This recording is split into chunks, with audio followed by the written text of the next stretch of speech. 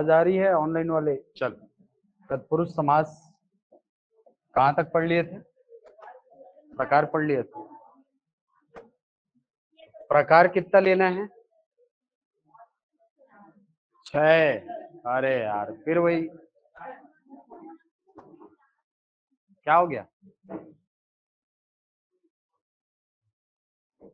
तत्पुरुष समास के 6 प्रकार लेना है ना। तत्पुरुष को वैसे बांटा आपने 3 भागों में है, वो अध्ययन की दृष्टि से सरल करने के लिए। लेकिन यदि पूछे आपको कि तत्पुरुष के भेद कितने हैं, तो कारक तत्पुरुष के जो 6 भेद मैंने आपको बताए, यही 6 भेद जो हैं ये तत्पुरुष समास के मूल विभाजन के अंतर्गत आते हैं। ठीक है, तो तत्पुरुष के भेद कितने हैं? 6। दूसरा आपने देखा मध्य पद लोपित तत्पुरुष। तीसरा आपने देखा नन्न तत्पुरुष, है ना। नन्न तत्पुरुष में वो सारे उदाहरण आते हैं जिसमें पहला पद नकारात्मक अभिव्यक्ति करे। इसके अंतर्गत जैसे अज्ञान शब्द है, तो इसमें पहला पद जो है ये नकारात्मक अभिव्यक्ति वाला उपसर्ग है। इसका जब विग्रह किया जाता है तो नकारात्मक अभिव्यक्ति वाले पद की जगह पर न लिख दिया जाता है, तो यहाँ अज्ञान का विग्रह हो जाएगा ना ज्ञान। इसी प्रकार शब्द है, मान लो अनुपयोगी, क्या हो जाएगा? ना उपयोगी। वैसे ही यदि मान लो शब्द है नास्तिक, क्या बन जाएगा? ना आस्तिक। ऐसा, तो ये नकारात्मक अभिव्यक्ति वाले उपसर्ग के बदले आता है। ठीक है, अब अगला जो समास है वो है द्वंद्व समास, सॉरी द्विगु समास।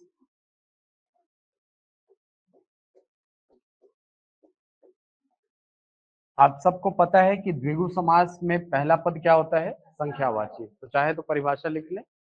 वह समास जिसमें पूर्व पद, अब भी चालू भी नहीं हुआ है नाहिद, वह समास जिसमें पूर्व पद संख्यावाची हो, द्विगु समास कहलाता है। ठीक है, और द्विगु समास को कभी भी पदों की प्रधानता के आधार पर परिभाषित नहीं करते हैं। क्यों नहीं करते सर?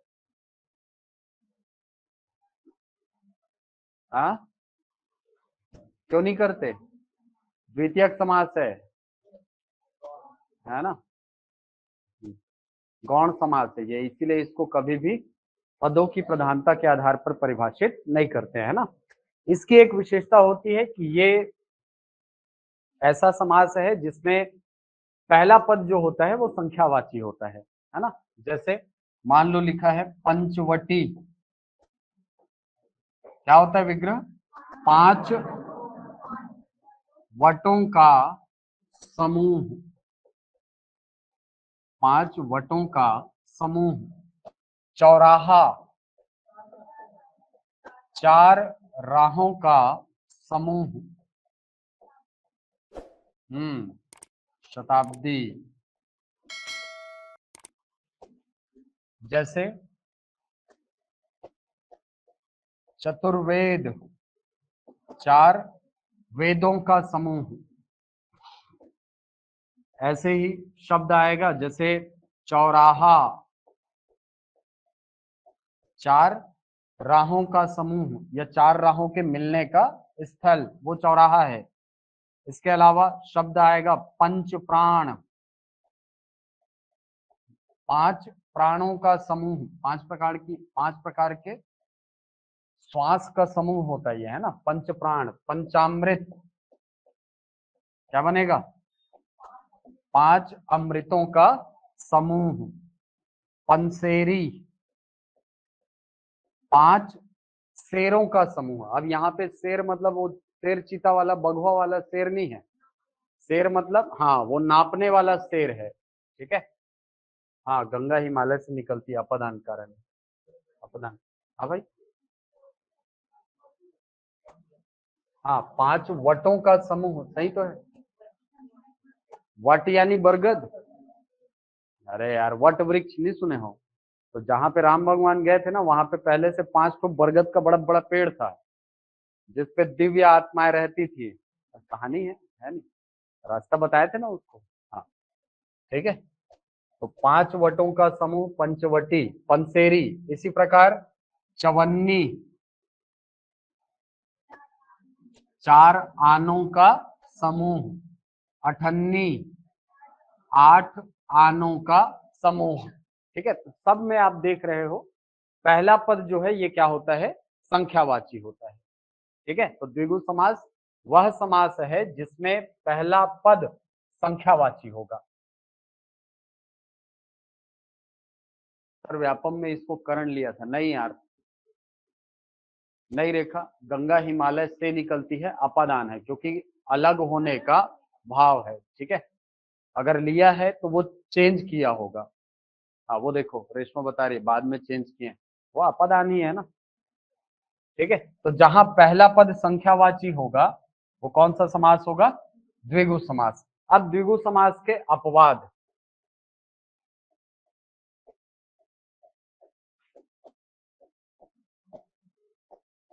द्विगु समास के अपवाद। पहला अपवाद, पहला अपवाद लिखेंगे, यदि सामासिक पद, यदि सामासिक पद किसी व्यक्ति विशेष को इंगित करे या व्यक्ति विशेष का नाम हो, यदि सामासिक पद किसी व्यक्ति विशेष को इंगित करे तो ऐसे उदाहरण बहुव्रीहि समास के अंतर्गत आते हैं। बहुव्रीहि समास के अंतर्गत आते हैं। पंचविश किसमें आएगा सर, श में हलन तो होगा याद राम, और पंचविश द्विगु समास का उदाहरण है। ठीक है,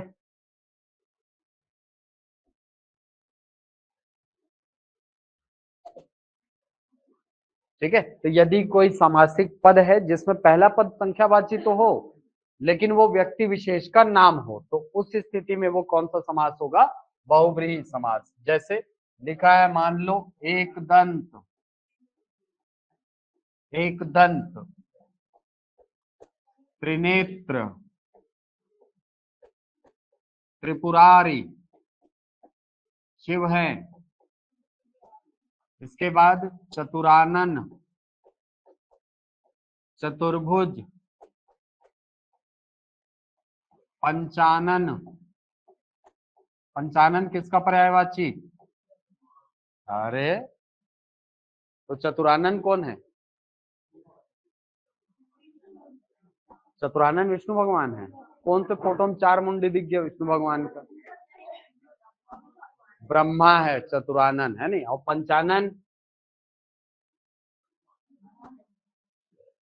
पंचानन शंकर भगवान है यार। एक आनंद, चतुरानन और पंचानन साजे, नहीं पढ़ते हो। अच्छा शिव जी का आरती सावन सोमवारी रही तो तुम मना, महापापी के श्रेणी में आओगे बड़ा, तुम लोग के लिए अलग से एक तो नरक का व्यवस्था किया जाएगा। ठीक है, यहाँ भेजो इन लोग को ऐसा करके। हाँ, पढ़ते हो ना, एक आनंद, अरे वो शिव जी की आरती केवल शिव जी का आरती नहीं है, वो तीनों देवता लोग का आरती है, ब्रह्मा का, विष्णु का, शिव का। जितने ओम है ना, पढ़ते हो ना, ओम जय शिव ओंकारा, पढ़ते हो ना। ठीक है, फिर उस अगला लाइन क्या पढ़ते हो, एकानन, चतुरानन और पंचानन। एकानन कौन, विष्णु, चतुरानन कौन, ब्रह्मा, और पंचानन कौन, पढ़ते हो ना। ठीक है, शंकर भगवान है यार पंचानन। पंचानन शेर का भी पर्यायवाची होता है, याद रखना, सिंह का पर्यायवाची भी पंचानन होता है। ठीक है, षडानन कौन है, ये अल्लाह, अभी नवरात्रि में गलो रहे हो। नवरात्रि कौन कौन थे उपवास, ईमानदारी से बताना नहीं तो भयंकर पाप पड़ेगा।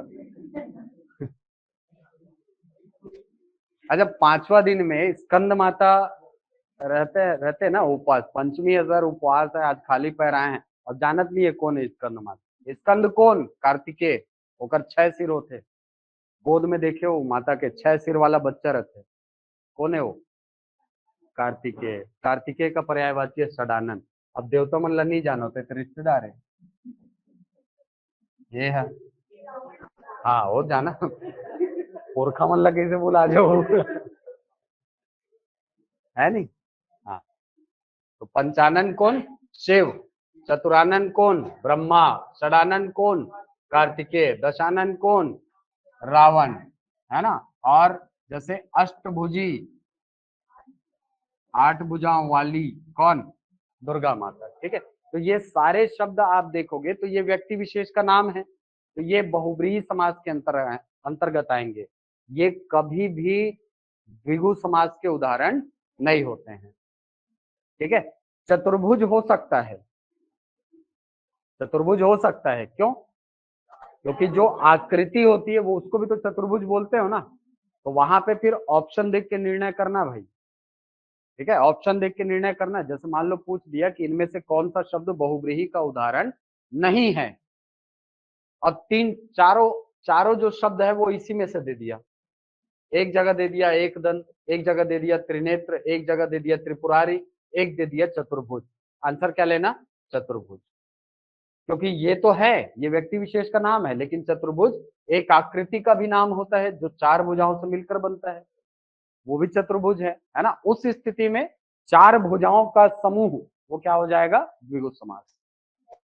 ठीक है, हाँ। लेकिन कभी ऐसा क्वेश्चन आए कि इनमें से कौन सा शब्द बहुब्रीहि का उदाहरण नहीं है, 3 ऑप्शन इसी में से रहे, जैसे चतुर्भुज दे दिया, चतुरानन दे दिया, पंचानन दे दिया और एक आध तो शब्द दे दिया, इस प्रकार का इनमें से कोई शब्द दे दिया, तो आंसर इसको लेना, उसको नहीं लेना है, क्योंकि चतुर्भुज नाम भी है किसका? विष्णु जी का। ठीक है, त्रिपुरारी का अर्थ त्रिपुर का शत्रु है जो, त्रिपुर अरि यानी शत्रु, शिव जी, है ना। तो किसी व्यक्ति का यदि नाम है तो वो किस में चला जाएगा? बहुब्रीहि में। दूसरा अपवाद, दूसरा अपवाद, यदि कोई सामासिक पद एक से प्रारंभ हो,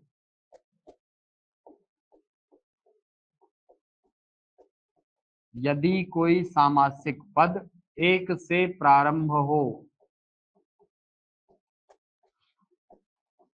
क्यों सर ऐसा? क्यों ऐसा कि एक से प्रारंभ होने वाले पद जो हैं ये चले जाते हैं किसमें? अव्ययी भाव में। ठीक है, ये चले जाते हैं कहाँ? अव्ययी भाव समास में।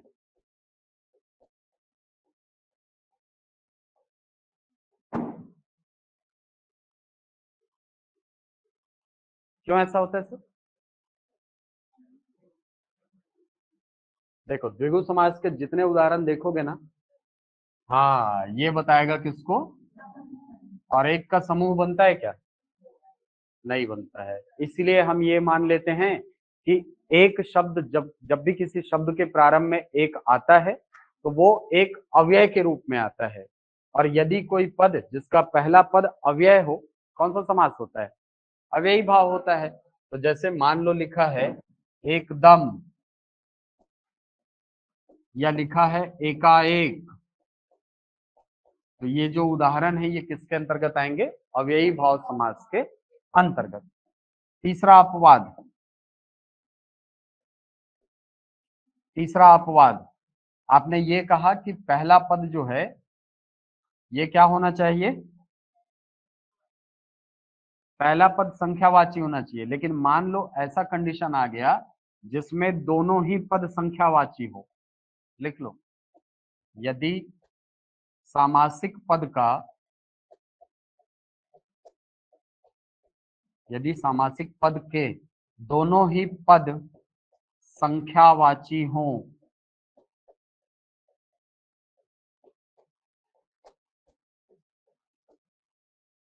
तो ये द्वंद्व समास के उदाहरण होते हैं। तो द्वंद्व समास के उदाहरण होते हैं। बाकी लोग कभी अटक रहे क्या?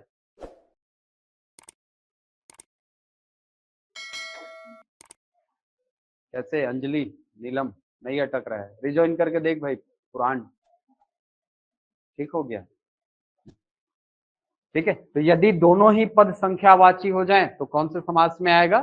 द्वंद्व में। ऐसा क्यों होता है सर? देखना, जैसे मान लो लिखा है 31, या इसी को आप ऐसा लिखते हो है ना 31, जब इसका आप विग्रह करेंगे तो क्या होता है विग्रह? 30 और 1। अरे अब तो सिफारिश करके अलग से नरक बनवाना पड़ेगा है नहीं? अरे गिनती करते हो तो कैसे करते हो? 1 और 30 31 बोलते हो कि 30 और 1 31 बोलते हो? 30 और 1, दोनों पदों के बीच में क्या आ रहा है सर? और जहां पर दोनों पदों के बीच में कोई भी समुच्चयवाचक शब्द आता है तो वो किसके अंतर्गत रखा जाता है? द्वंद्व समास में। ठीक है, तो जैसे 31, 32, 33, 21, 22, 23, ऐसे जो भी शब्द आते हैं सब में दोनों ही पद क्या होते हैं? संख्यावाची। और जहां दोनों ही पद संख्यावाची हो वो उदाहरण किसका होता है? द्वंद्व समास। ये 3 प्रकार के अपवाद हैं आपके किसमें? संयोजक चिन्ह नहीं भाई, विग्रह करते समय आप कहाँ लगाते हो? अच्छा, विग्रह करते समय आप कहाँ चिन्ह लगाते हो? वो तो समास होने के बाद चिन्ह दिखता है ना, राम और कृष्ण। वो क्या दिखा? संयोजक चिन्ह दिखा आपको। ठीक है, संयोजक शब्द दिखा आपको, संयोजक चिन्ह ये नहीं दिखा है आपको। दिखता है क्या आपको? नहीं दिखता है सर। अच्छा, ये चिन्ह को बोलते क्या है? हाँ, योजक चिन्ह बोलते हैं ना, ये योजक चिन्ह है। ये योजक चिन्ह जो है वो समास होने के बाद दिखता है। समास के पहले तो वहां पे और रहता है ना, जैसे राम और कृष्ण क्या बन जाता है? राम कृष्ण। सीता और राम, सीता राम, ऐसा। ठीक है, चलो, तो जहां दोनों ही पद संख्यावाची हो कौन सा समास? द्वंद्व समास होगा। तो ये 3 प्रकार के अपवाद हैं, इसको याद रखना। ये 3 प्रकार के अपवाद, यदि कोई सामासिक पद किसी व्यक्ति विशेष के नाम को इंगित करता है तो वो कभी भी द्विगु समास में नहीं आएगा, वो चला जाएगा कहाँ? बहुव्रीहि में। यदि पहला पद संख्यावाची हो लेकिन क्या हो? एक हो, तो उस स्थिति में वो चला जाएगा अव्ययी भाव में। लेकिन इसी में देखो, ये एक दंत दिख रहा है, क्यों रखे सर उसमें? नाम है ना व्यक्ति विशेष। हाँ, तीसरा, यदि दोनों ही पद क्या हो जाए? संख्यावाची हो जाए, तब जो समास होता है उसको द्वंद्व समास। अगला समास चौथा, कर्मधारय समास। कर्मधारय समास भी द्वितीयक समास है, यानी इसको भी पदों की प्रधानता के आधार पर नहीं परिभाषित करेंगे, है ना, परिभाषित किया जाएगा इसको इसकी विशेषता के आधार पर। लिखेंगे परिभाषा, वह समास जिसमें पूर्व पद तथा उत्तर पद के मध्य, पूर्व पद तथा उत्तर पद के मध्य विशेषण विशेष्य या उपमेय उपमान का संबंध हो, कर्मधारय समास कहलाता है। डाउट आया है सर? एक से प्रारंभ होने वाला पद अव्ययी भाव बोले तो ऊपर में एक दंड क्यों लिए? वो बहुव्रीहि। अब भी बोला हूं हाँ, कंफ्यूज मत हो करके ही तो बताया था। एक से प्रारंभ होगा तो भले वो अव्ययी भाव, लेकिन एक दंत एक व्यक्ति विशेष का नाम है ना, गणेश जी का नाम है, इसीलिए उसको बहुव्रीहि में। ठीक है, एक दंत का समूह हो सकता है क्या? संभव ही नहीं है सर। ठीक है, चलिए, तो कर्मधारय समास क्या है? कर्मधारय समास ऐसा समास है जिसमें पूर्व और उत्तर पद के मध्य दो में से कोई एक संबंध पाया जाएगा। या तो विशेषण विशेष्य का संबंध होगा या तो उपमेय उपमान का संबंध होगा। ठीक है, तो वह समास जिसमें पूर्व तथा उत्तर पद के मध्य विशेषण विशेष या उपमेय उपमान का संबंध दिखता है, वहां कर्मधारय समास होता है। विशेषण विशेष्य का संबंध कैसे होगा सर? जैसे मान लो लिखा है नील गाय, तो क्या गाय की विशेषता नील शब्द के द्वारा बताई जा रही है? हाँ सर। जब आप इसका विग्रह करेंगे तो ये जो विशेषण है ये बाद वाला शब्द जिस लिंग का होगा उसके हिसाब से बदलता है ना। जैसे नीला है जो गाय नहीं बोलोगे, क्या बोलोगे? नीली है जो गाय, नीली है जो गाय। तो यहाँ पर जब भी विशेषण विशेष्य वाले पदों का विग्रह किया जाता है, बीच में क्या आएगा? है जो, इसका प्रयोग होता है। इसी प्रकार मान लो लिखा है, मान लो लिखा है महाकवि, महान है जो कवि। इसी प्रकार लिखा है मान लो कुपुत्र, कु यानी बुरा, कु यानी क्या होता है? बुरा, ठीक है। बुरा है जो पुत्र, ऐसा पूरा लिखें, कु है जो पुत्र मतलब बुरा है जो पुत्र, ठीक है। सुपुत्र, अच्छा है जो पुत्र, अच्छा है जो पुत्र, क्या बन जाएगा? सुपुत्र। सद्धर्म, सद्धर्म सत शब्द से बना है और सत यानी अच्छा। सदाचार, सत यानी अच्छा है जो आचार, आचार यानी व्यवहार, ठीक है, आचरण, हाँ व्यवहार। हो गया। महासागर, महान है जो सागर, महासागर, ठीक। तो पहला पद क्या बता रहा है? दूसरे की विशेषता। का पुरुष, का पुरुष क्या बन जाएगा? कायर है जो पुरुष, का पुरुष, कायर है जो पुरुष। नीलोत्पल, नीला है जो उत्पल। काली रात, काली है जो रात, ठीक है। तो ऐसे एकदम डायरेक्ट डायरेक्ट वाले तो क्वेश्चन कम देते हैं, इस प्रकार के उदाहरण को ज्यादा देता है व्यापम, है ना। ऐसे ये सारे शब्दों को, तो इनको अच्छे से तैयार करना। दुरात्मा, दूर है नहीं, बुरी है जो आत्मा, ठीक है। दूर है जो, अरे यार।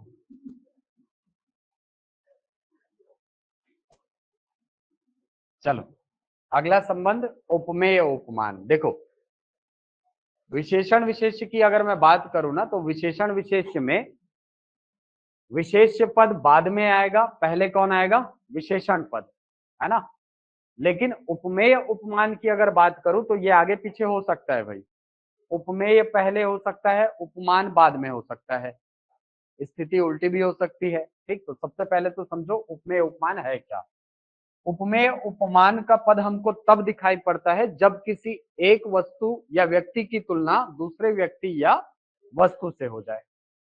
जैसे मैं अगर कहता हूं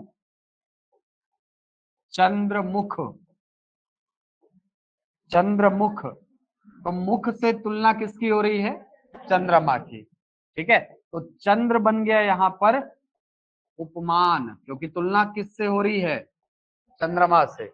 चंद्रमा बन गया उपमान, जिससे तुलना की जाए वो कहलाता है उपमान, और जिसकी तुलना की जाए वो कहलाता है उपमेय। रूपक अलंकार होता है और यहाँ पे, ठीक है।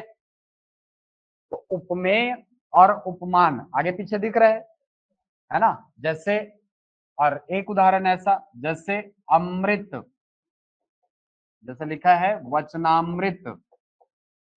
अब इसका विग्रह कैसे होगा?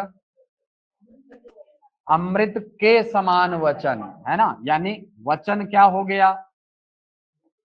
उपमेय हो गया भैया। तुलना किससे कर रहे हो? अमृत से। ये क्या बन गया? उपमान हो गया। तो उपमेय उपमान में एक पद दूसरे पद के पीछे हो सकता है, ये आगे पीछे हो सकते, कोई दिक्कत नहीं, ये नहीं होगा। यहाँ पे पहला पद विशेषण होगा, दूसरा पद विशेष्य होगा। विशेष्य समझ गए ना, विशेष्य वो पद होता है जिसकी विशेषता बताई जाती है। चलो, तो उपमेय उपमान का संबंध कैसे होगा सर? जैसे कनकलता, कनक के समान लता, कनकलता। देहलता, अब देखो बदल गया, लता के समान देह। ठीक है, जैसे भव सागर, भव रूपी या सागर के समान भव, भव यानी, भव यानी संसार, भव यानी दुख। ठीक है, तो एक पद की तुलना दूसरे से हो रही है। हाँ, सोना, हाँ सोना कंचन भी है, सोना जातरूप भी है, बहुत सारे पर्यायवाची है सोना के, है ना। हिरण्य भी बोला जाता है सोना को। ठीक है, सोमरस किस में आएगा सर? अरे सोमरस आता है आपका तत्पुरुष समास में। सोम यानी चंद्रमा, चंद्रमा का रस। ठीक है, सोमरस होता है भाई। का रस, काके की आया, काके की आया मतलब तत्पुरुष समास है। ठीक है, और उदाहरण लिखो, जैसे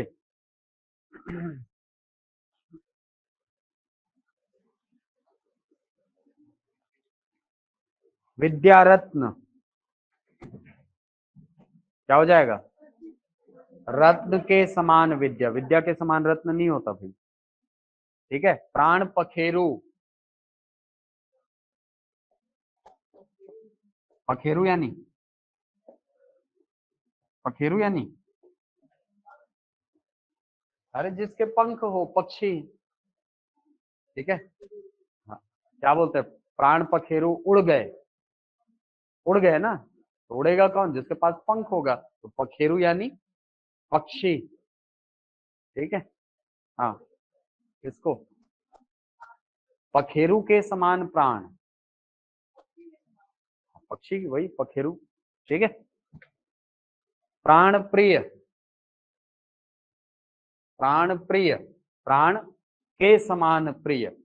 यहाँ पर ये जो उदाहरण आपको दिख रहा है, ये सब कर्मधारय समास के उदाहरण होते हैं। ठीक है, आगे बढ़े। चलो, अगला समास है आपका द्वंद्व समास। द्वंद्व समास लिखेंगे परिभाषा, किसको? हाँ, उपमेय उपमान को। हाँ, देखिए, उपमेय उपमान का संबंध जहां पर होता है, ये कर्मधारय समास होता है। ठीक है, जहां पर भी आपको दोनों पदों में, दो पद होंगे समासिक पद में, है ना, आप समास की क्रिया कर रहे हो, मतलब जाहिर सी बात है दो पद होंगे, है ना। यदि पूर्व पद और उत्तर पद के मध्य उपमेय उपमान का संबंध हो, तो वहां पर कर्मधारय समास होता है। अब ये उपमेय उपमान होता क्या है सर? सीधी सी बात, एक पद की दूसरे से तुलना की जाएगी। ठीक है, जैसे मैं यहाँ पर बोलता हूँ कनक लता, दो पद हैं, एक पद है आपका कनक और दूसरा पद है लता। लता की तुलना कर रहे हो आप किससे? सोने से। लता, जैसे आप बोल रहे हो ना कनक के समान लता, कनक यानी सोना है, सोने के समान आपको लता दिख रही है, तो उस समय आपने क्या कहा? कनक के समान लता। तो लता यहाँ पर ऐसा पद हो गया जिसकी तुलना कर रहे हो आप किससे? कनक से। तो जिसकी तुलना कर रहे हो वो हो गया उपमेय, और जिससे तुलना कर रहे हो कनक से, तो वो बन गया उपमान। जैसे बोलते हैं ना, अरे मेरा बेटा शेर है, शेर से तुलना हो रही है, शेर बन गया उपमान और बेटा बन गया उपमेय। ठीक है, तो जब भी आपको दोनों पदों के बीच ऐसा संबंध दिखे, वहां समास हो जाएगा कर्मधारय। ठीक है, ये क्लियर है ना? कर्मधारय में अपवाद है क्या सर? अरे कर्मधारय में अपवाद आप देखोगे तो जो भी उदाहरण बहुव्रीहि समास के अंतर्गत जाएंगे ना, वो सब, मतलब कर्मधारय के अपवाद में ऐसे पदों को रखा जाता है जिसमें विशेषण विशेष्य का संबंध हो, है ना, लेकिन वो किसी व्यक्ति विशेष को इंगित करे। कैसे इंगित करेगा सर? जैसे देखो, इसके अपवाद यदि आप देखोगे तो अपवाद बोलने का मतलब ये है कर्मधारय समास में कि कोई ऐसा पद होगा जिसमें दोनों पदों के बीच विशेषण विशेष्य का संबंध होगा, लेकिन वो किसी व्यक्ति विशेष को इंगित करेगा। जैसे जैसे मान लो शब्द लिखा है आपका पीतांबर, पीतांबर, ठीक। पीतांबर शब्द में दो पद आपको दिख रहे हैं, एक शब्द दिख रहा है पीत और दूसरा शब्द दिख रहा है अंबर। यदि आप देखें तो पीत शब्द बता क्या रहा है? अंबर की विशेषता, अंबर यानी वस्त्र। तो यदि आप एक विग्रह इसका करना चाहें तो ये होगा पीत है जो अंबर, है ना। एक विग्रह ये हो सकता है पीत है तो अंबर। लेकिन यहीं पर एक विग्रह पीतांबर का ये भी हो सकता है पीत है अंबर जिसका। इस स्थिति में समास क्या होगा? इस स्थिति में समास हो जाएगा बहुव्रीहि समास, बहुव्रीहि समास में चला जाएगा। अब आपको ये निर्णय करना है कि सर इस प्रकार के जो शब्द हैं उसको बहुव्रीहि में रखें कि कर्मधारय में रखें। तो आपको बता देता हूं, सीजी व्यापम जो है ना, इसको हमेशा रखता है, इसको रखता है हमेशा कर्मधारय समास के अंतर्गत। ये पीतांबर शब्द कई बार आया है और आंसर हर बार क्या लिया है? कर्मधारय लिया है, हर बार आया है। तत्पुरुष भी रहेगा ऑप्शन में, बहुव्रीहि भी रहेगा, लेकिन आंसर हमेशा क्या लेता है? वो कर्मधारय लेता है। ठीक है, नीलकमल यही है। हाँ, कमल नयन।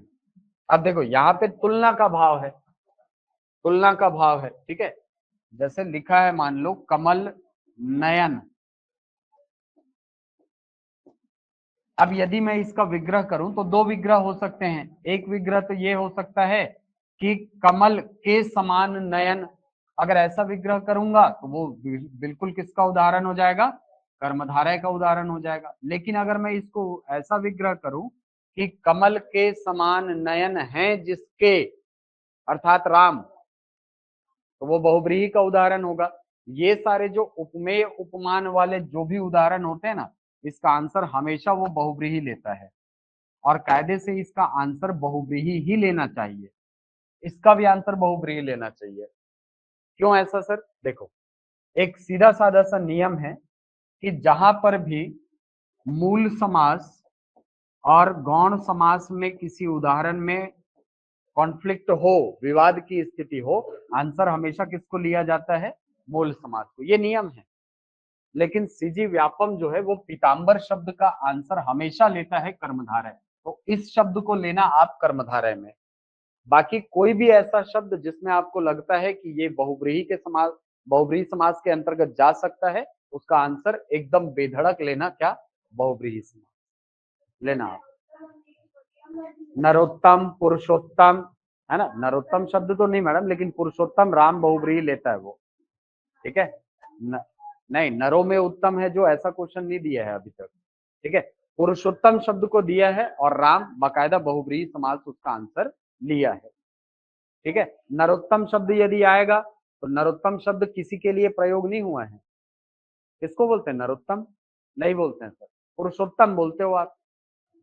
ठीक है, राम जी को बोलते हो। नरोत्तम शब्द में उत्तम शब्द विशेषता बता रहा है किसकी? नर की। तो वो क्या है? वो कर्मधारय समास में रखा जाएगा उसको। ठीक है, घनश्याम किस में आएगा सर? हाँ, नीलकंठ बहुव्रीहि।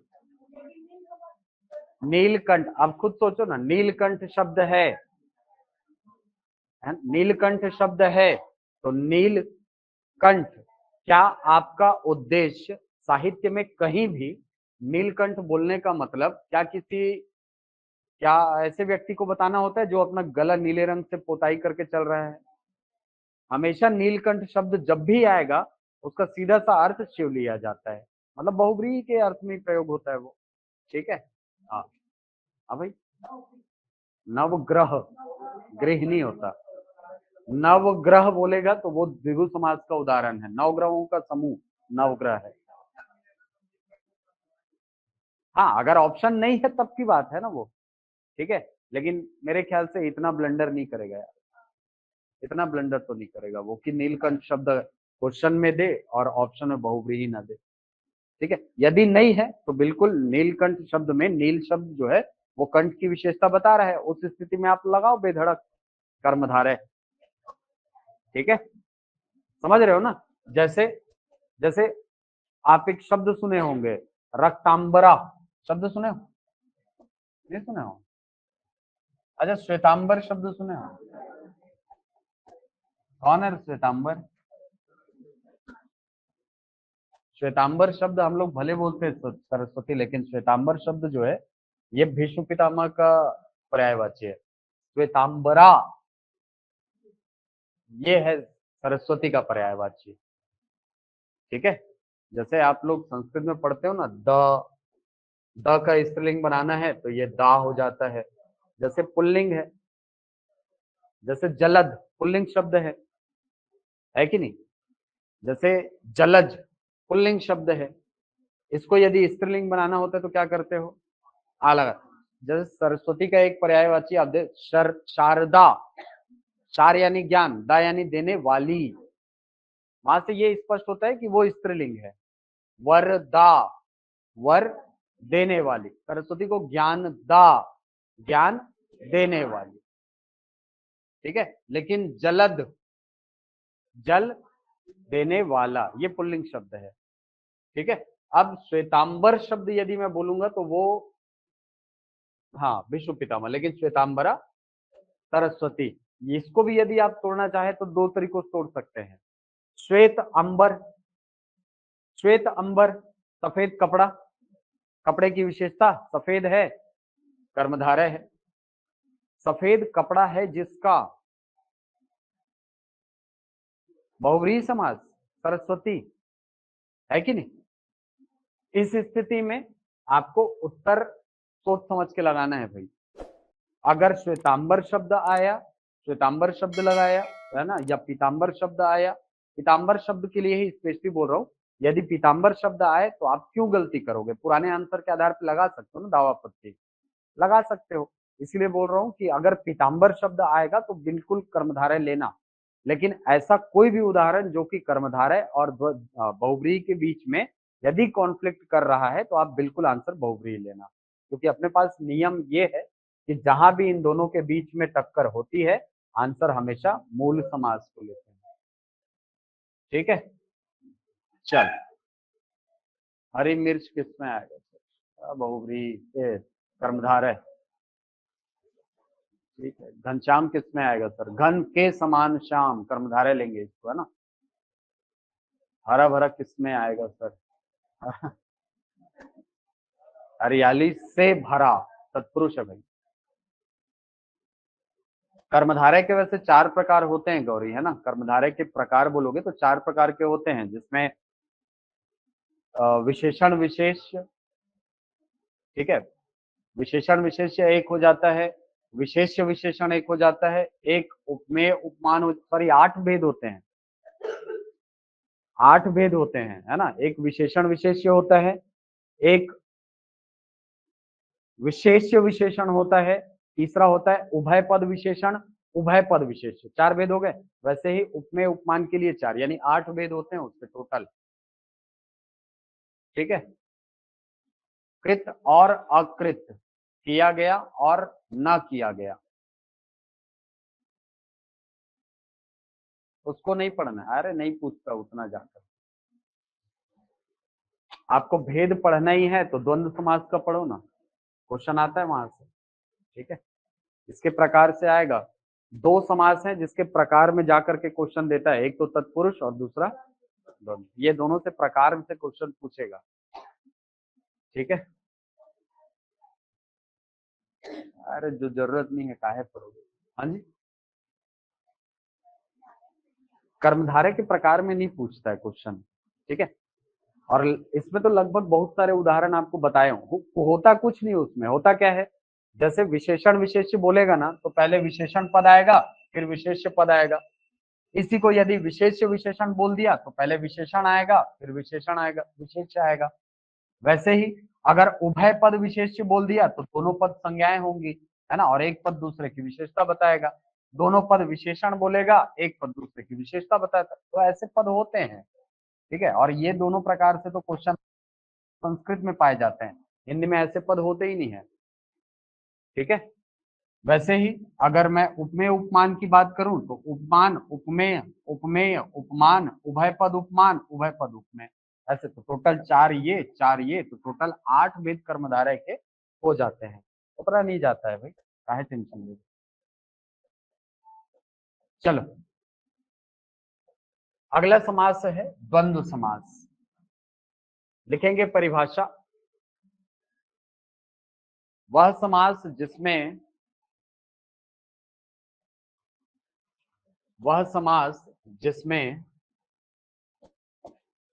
पूर्व तथा उत्तर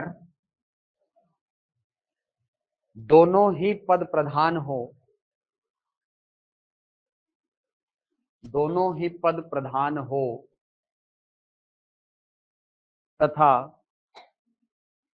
दोनों पदों के मध्य से तथा दोनों पदों के मध्य से संयोजक अव्यय लुप्त हो जाए, दोनों पदों के मध्य से संयोजक अव्यय लुप्त हो जाए, द्वंद्व समास कहलाता है।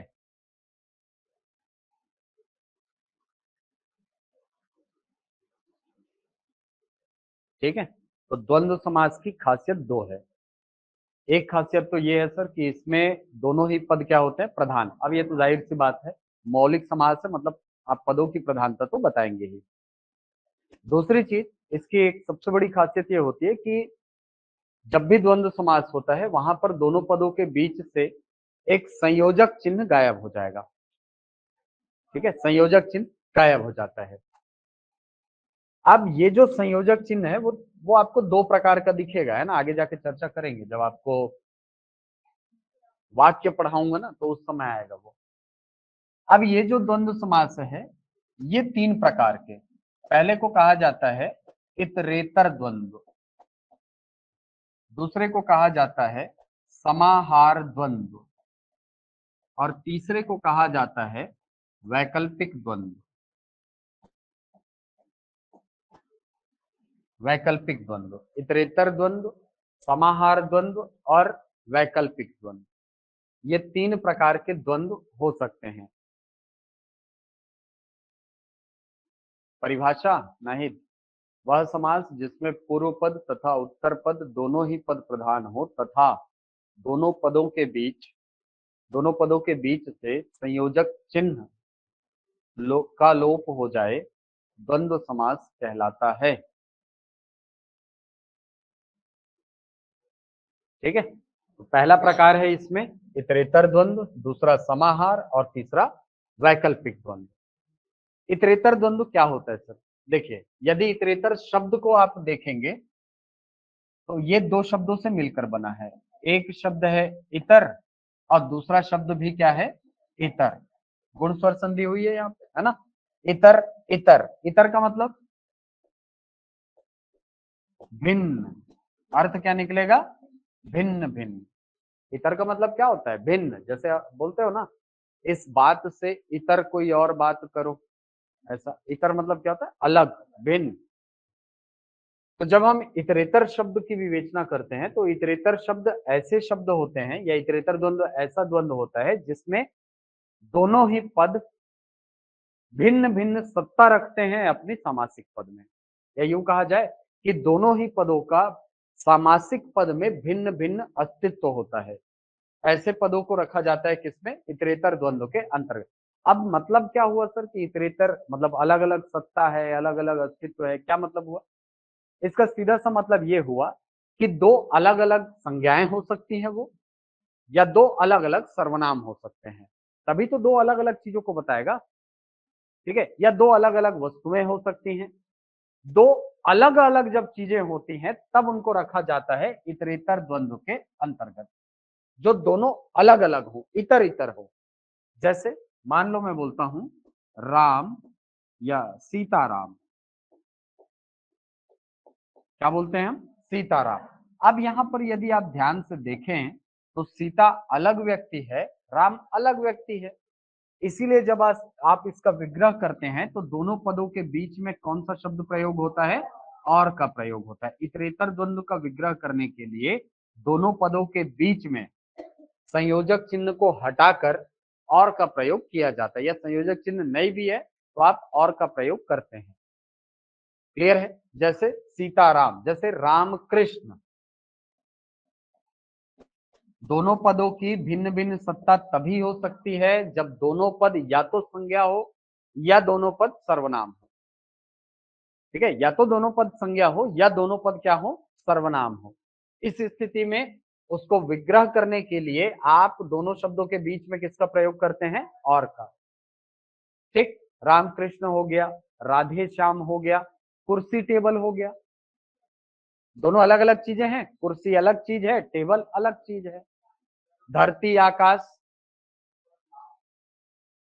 शुभ लाभ, बिल्कुल शुभ अलग चीज है, लाभ अलग चीज है कि नहीं? ठीक, जैसे धरती आसमान, धरती और आसमान, चांद तारे, चांद अलग चीज है, तारा अलग चीज है। आप क्या कर रहे हो? वहां पे दोनों को भिन्न भिन्न सत्ता को और के माध्यम से बता रहे हैं। और शब्द के द्वारा आप इस बात की पुष्टि कर रहे हैं कि दोनों पदों के बीच में, यानी दोनों पद जो है वो अलग अलग चीजें हैं, वो एक नहीं है, वो अलग अलग चीजें हैं। इतर, इतर, दोनों की भिन्न भिन्न सत्ता यहाँ पर सिद्ध की जाती है और शब्द के द्वारा। ठीक है, अब दूसरा है समाहार द्वंद्व। अब देखो इसके उदाहरण और हो सकते हैं बहुत सारे। ठीक है, जैसे लाभ हानि, बहुत बढ़िया, लेकिन लाभ हानि इसमें नहीं आएगा भाई, वैकल्पिक में आता है लाभ हानि। हम तुम, बहुत बढ़िया, हम तुम आ सकता है ना। हम अलग शब्द, तुम अलग शब्द, विग्रह करोगे और का प्रयोग होगा। दोनों सर्वनाम है कि नहीं? दोनों सर्वनाम है, आ सकता है इसमें। हरिहर, बहुत बढ़िया, हरि अलग व्यक्ति, हर अलग व्यक्ति। ठीक है, तो ऐसे जो शब्द है, जैसे सब्जी बनाते हो ना, क्या सब्जी है? आलू गोभी, आलू और गोभी, सब्जी किसकी बनी है? आलू और गोभी की सब्जी बनी है। ठीक है, तो वहां पर इतरेतर द्वंद्व का प्रयोग आपने किया है। ठीक है, अब दूसरा है इसमें समाहार द्वंद्व। समाहार का मतलब होता है समुच्चय। अभी देखा है आपने थोड़ी देर पहले। ठीक है, 5 वटों का समूह या 5 वटों का समाहार। संस्कृत में जब आप विग्रह करते हैं पंचवटी का तो कैसे होता है? पंचानाम वटानाम समाहारः, ऐसे ना। तो समाहार शब्द का मतलब क्या होता है? समुच्चय। ठीक, तो जहां पर आप समुच्चय रूप में किसी शब्द समूह को दिखाते हैं वहां पर समाहार द्वंद्व होता है। अब समुच्चय रूप में कैसे दिखाया जाएगा सर? देखो, समाहार द्वंद्व की एक खास बात यह होती है कि इसमें सामान्य शब्दों का प्रयोग होता है। इसमें प्रयोग किसका होगा? सामान्य शब्दों का, सामान्य शब्दों का प्रयोग। लेकिन सामान्य शब्दों के प्रयोग द्वारा विशिष्ट अर्थ को प्रकट किया जाता है, यानी विशिष्ट अर्थ का प्रकट होना, ये इसकी खासियत होती है। सामान्य शब्द का प्रयोग किया जाएगा लेकिन विशिष्ट अर्थ को प्रकट किया जाता है, ये खासियत होती है समाहार द्वंद्व में। जैसे सर, जैसे मान लो आप बोलते हो कि भाई हमको जीने के लिए क्या चाहिए? हाँ, रोटी कपड़ा, और रोटी कपड़ा मकान चाहिए, बस जी जाएंगे, बोलते हो ना। लेकिन अब खुद सोचो, क्या केवल रोटी, कपड़ा और मकान, ये तीनों से जीवन चल जाएगा? सांस लेने के लिए हवा नहीं चाहिए, पानी नहीं चाहिए, चाहिए ना। अब रोटी से रोटी थोड़ी खाओगे, सब्जी भी चाहिए, है कि नहीं? ठीक है, अगर ये केवल इन्हीं चीजों से जीवन चल जाता तो आपको फिर भेज देते हैं अंडमान वंडमान में, एक आध ठो निर्जन पड़े आइलैंड में, है कि नहीं? रोटी कपड़ा मकान जब आप वाक्य में प्रयोग करते हैं तो उसका सीधा सा मतलब होता है रोटी, कपड़ा, मकान, ये मूलभूत आवश्यकताएं हैं जो जीवन की मूलभूत आवश्यकताएं हैं वो यदि पूरी हो जाए तो व्यक्ति आसानी से जी सकता है कि नहीं। तो यहाँ पर सामान्य शब्दों का प्रयोग हो रहा है, देखो ये सामान्य शब्द हैं लेकिन अर्थ क्या निकल रहा है, जीवन की मूलभूत आवश्यकताएं, जीवन की मूलभूत आवश्यकताएं।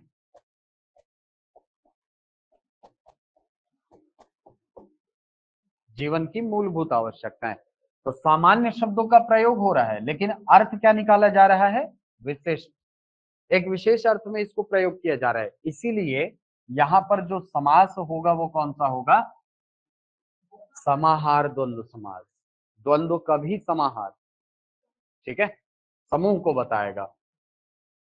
बहुत बढ़िया, तन मन धन, ठीक है, ओके। और क्या उदाहरण हो सकता है सर, कपड़ा लत्ता। विग्रह करने के लिए क्या करते हैं, दोनों शब्द को लिखे अंत में वगैरह लिख देते हैं या इत्यादि शब्द लगा दो, वगैरह या इत्यादि शब्द लगा देते हैं। इससे ये पता चल जाता है कि भाई ये केवल ट्रेलर है और भी चीज ऐसी जुड़ी हुई है इससे, है ना, और भी चीजें इससे जुड़ी हुई हैं। और लास्ट में इसका जो भावार्थ है वो भी लिखा जाता है समाहार द्वंद्व में।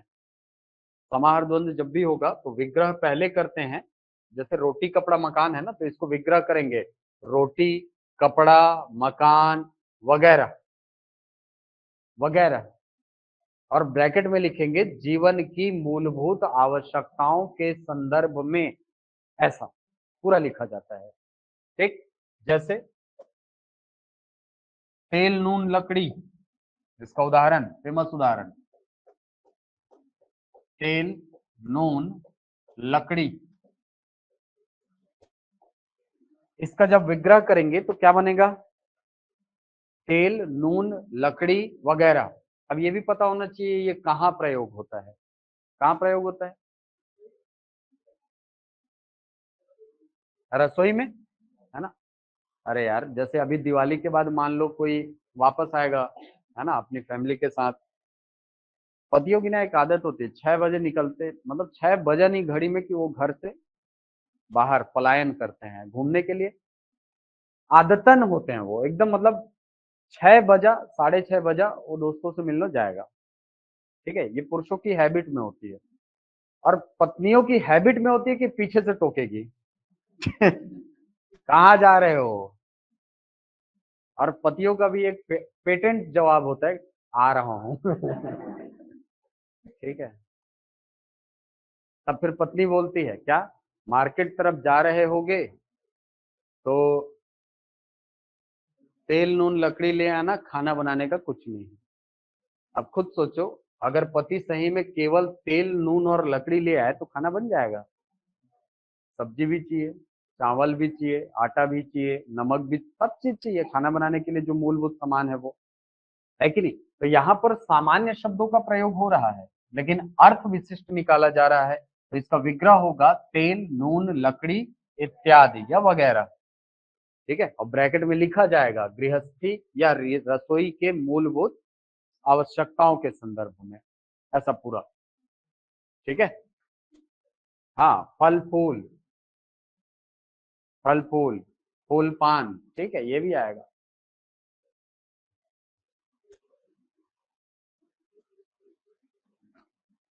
चलो, रंग रूप आएगा ना, चाय वाय नहीं आएगा यार, वाय तो निरर्थक शब्द है,